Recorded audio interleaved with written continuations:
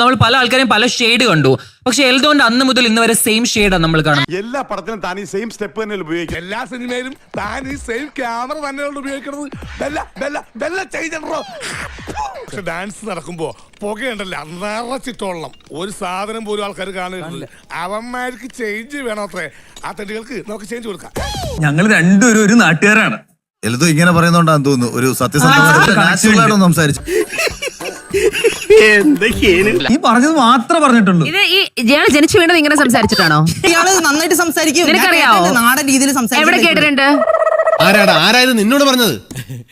ആരും പറഞ്ഞല്ല, ഞാൻ ചുമ്മാ ഊഹിച്ചതാ. ഒരു ഫേക്ക് പോയിന്റ് ഇട്ട് ഫേക്ക് മറയിട്ട് നിൽക്കുന്ന ഒരു ചെറിയ ഫേസ് ഉപയോഗിച്ചിരിക്കുന്ന ഒരാളാണെന്നാണ് ഇവര് പറയുന്നത്. ഞാനൊരു അധ്യാപകനാണ്. ഞാൻ പറയട്ടെ, ഞാൻ ആരെയും ഒന്നും പഠിപ്പിക്കാനല്ല വന്നത്. ഫസ്റ്റ് ഓഫ് ഓൾ ഇവിടെ നമുക്ക് ഞാനൊരു കാര്യം പറയാം.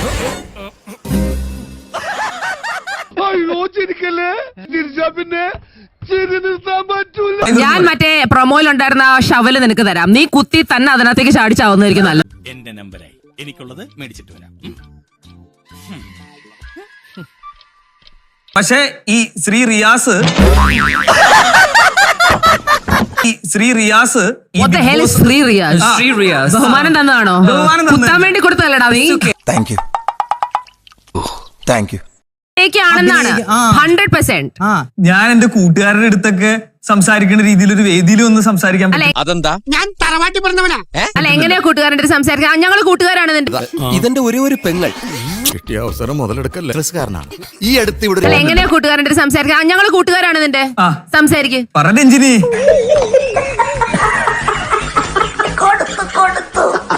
പറ രഞ്ജിനി. എന്ത് പറയണടാ? സുഖം. ഓ, രാവിലെ എന്താ കഴിച്ചേ? ഞാനോ ഒന്നും കഴിച്ചിട്ടില്ല.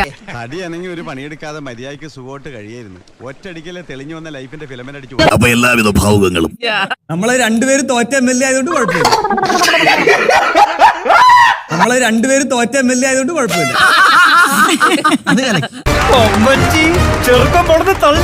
വിക്രമൻ ചേട്ടാ, യു ആർ ഗ്രേറ്റ്. നീ വെറും വേസ്റ്റ്. എല്ലാവരുടെ സന്തോഷത്തിലൂടെ നമ്മുടെ ഞമ്മന് എന്തെങ്കിലുമൊക്കെ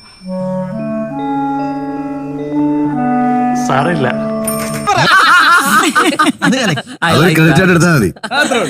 കണ്ണീര് തുടച്ചിട്ട് കുറച്ചുകൂടി വിശ്വസിക്കാൻ തോന്നുന്നു. താൻ കലക്കി ഒരാൺകുട്ടിയാണെന്ന് തെളിയിച്ചിരിക്കുന്നു. നാട്ടിൽ ആരുടെ മുന്നിലും തല കുനിച്ച് നിൽക്കാത്തവനാണ് ഞാൻ.